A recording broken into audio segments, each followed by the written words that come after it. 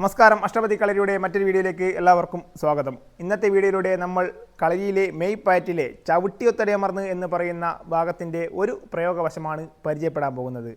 ഇത് വ്യത്യസ്ത രീതികളിൽ നമുക്ക് ചെയ്ത് ഫലിപ്പിക്കാൻ വേണ്ടി സാധിക്കും.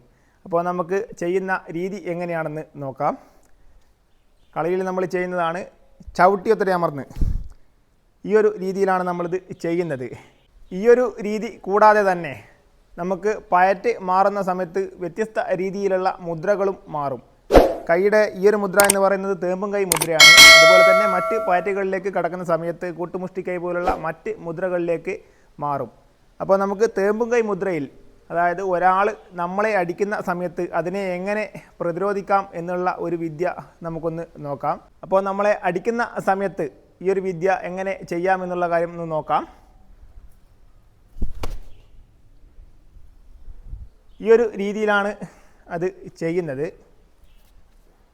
നമ്മളുടെ മുഖത്ത് പെട്ടെന്നൊരാൾ അടിക്കുന്ന സമയത്ത് നമ്മൾ ചുവട് വെച്ചുകൊണ്ട് അമർന്നിരുന്നു കൊണ്ട് നമ്മൾ തേമ്പും കൈ പ്രകാരം ആളെ തട്ടുകയാണ് ചെയ്യുന്നത്. ഈ ഒരു രീതിയിലാണ് നമ്മളത് ചെയ്യുന്നത്. ഇങ്ങനെയുള്ള വിദ്യകൾ നമ്മൾ മെയ്പ്പായറ്റ് നിത്യം പരിശീലിക്കുന്ന അവസരത്തിൽ വളരെ എളുപ്പത്തിൽ ചെയ്ത് ഫലിപ്പിക്കാൻ വേണ്ടി സാധിക്കും. മാത്രമല്ല, ഗുരു ഉപദേശപ്രകാരം വ്യത്യസ്ത രീതികളിൽ വ്യത്യസ്ത മർമ്മസ്ഥാനങ്ങളിൽ നമുക്ക് ഇത്തരം വിദ്യകൾ ചെയ്ത് വളരെ എളുപ്പത്തിൽ ഫലിപ്പിക്കാൻ വേണ്ടി സാധിക്കും. അത്തരം രീതികൾ നമ്മൾ ഗുരുമുഖത്ത് നിന്ന് നേരിട്ട് പഠിക്കാറാണ് പതിവ്.